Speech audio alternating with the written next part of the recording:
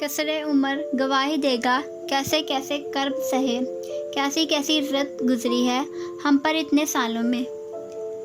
Jail کے برآمدے میں مدھم بتیاں جل رہی تھیں۔ پہرہ دار اس حوالاتی کوٹھی کے باہر جمع تھے اور وہ اندر کھڑا سفید کرتے کے آستین موڑے، سلاخیں پکڑے، غصے سے اونچا اونچا کہہ رہا تھا، اے سنکل پسلی، بات دماغ میں فٹ کر لو، آئندہ اس طرف سے۔ کنارے والے کمرے کی طرف اشارہ کیا۔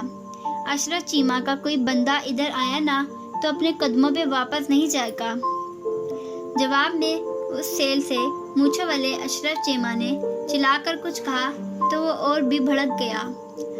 اس کو چپ کروا لو محمد دین، ورنہ آج میرے ہاتھوں نہیں بچے گا۔ اچھا بس کر دے، تو ہی چپ ہو جا۔ میرے گروپ کے بندے اس کے باپ کے ملازم نہیں ہیں جو اس کے حصے کی مشقت کریں۔ اس کو آخری دفعہ سمجھا دو ورنہ۔ اور اب بلند ہوتا جا رہا تھا۔ پھر بڑا مشکل سے پایا نے آ کر معاملہ رفع دفع کرایا۔ فارغ ہوں کرتا سر جھٹکتا واپس زمین پر آ بیٹھا۔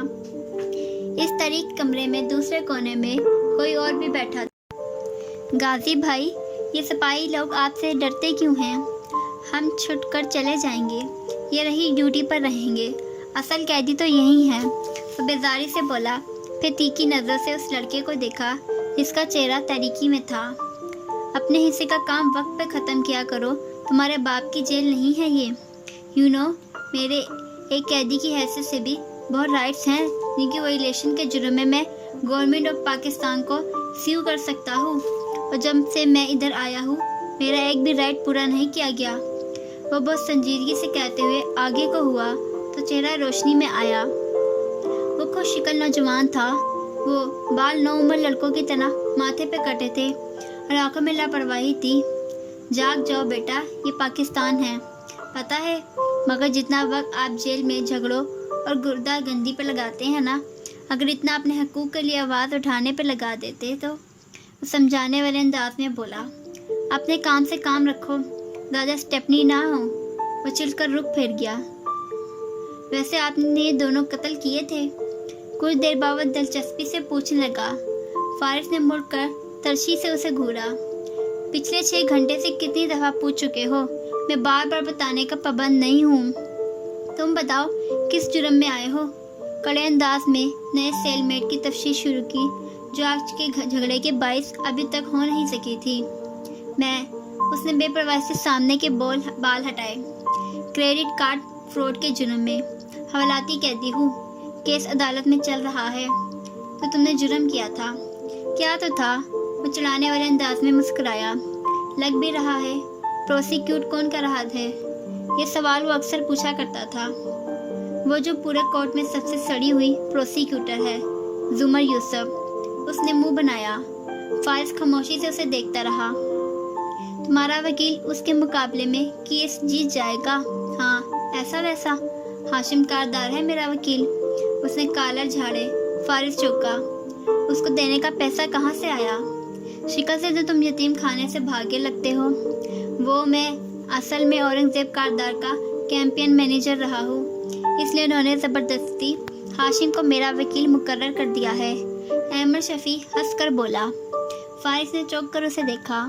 تو تم اورنگزیب کاردار کے لیے کام کرتے تھے؟ جی، آپ کے ماموں کے لیے۔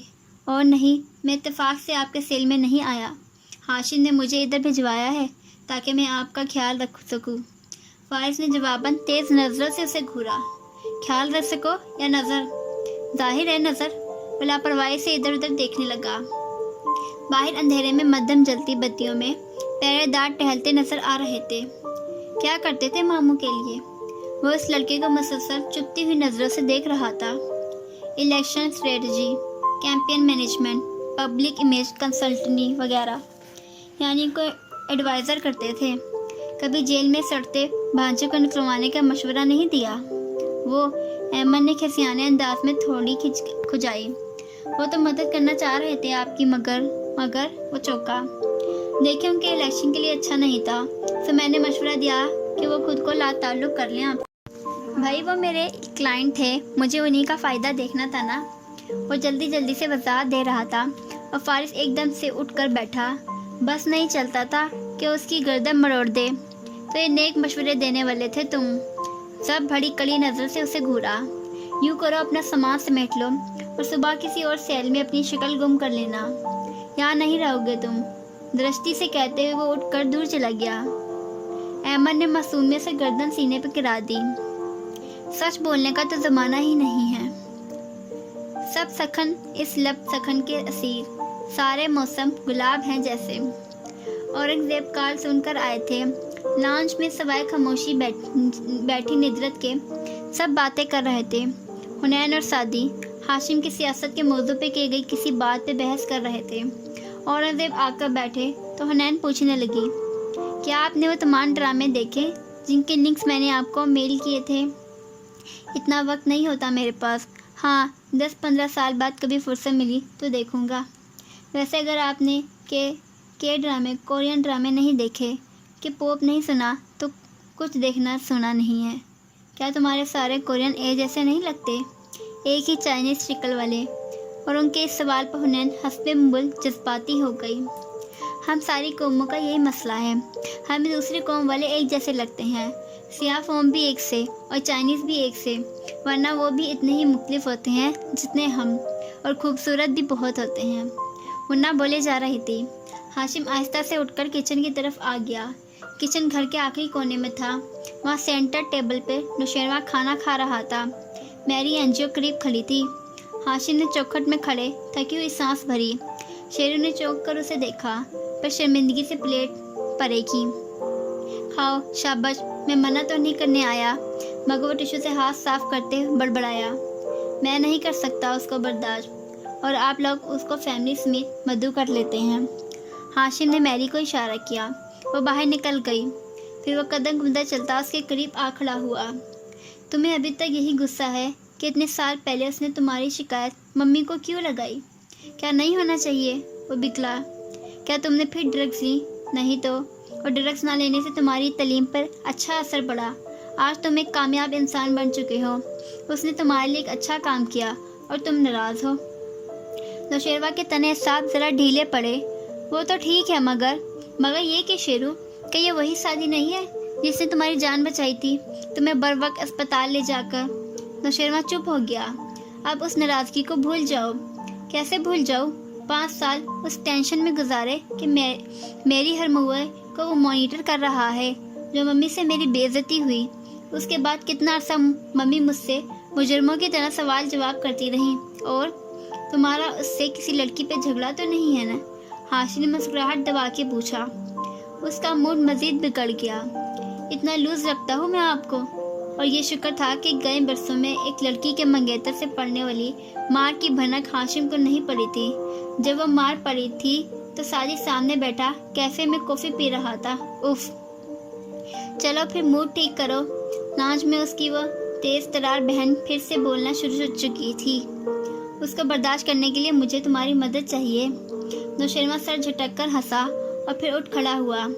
दोनों बाहर निकले तो राहदारी में मैरी खड़ी एक फिलिपोइना लड़की को कुछ समझा रही थी। वो नर्वस मगर ज़हीन सी लगती लड़की तेज तेज सर हिलाए जा रही थी। हाशिम ने सवालिया नज़रों से मैरी को देखा। सर, ये फियोना है। फियोना तोड़ तोड़कर उसका नाम अदा किया। ये नई मुलाजमा है, मिसेस जवाहरात ने रखी है। आज से ज्वाइन किया है इसने। वो एक अचट्टी नज़र उस पर डालता आगे निकल गया। शेरू ने तो उसे देखा भी नहीं।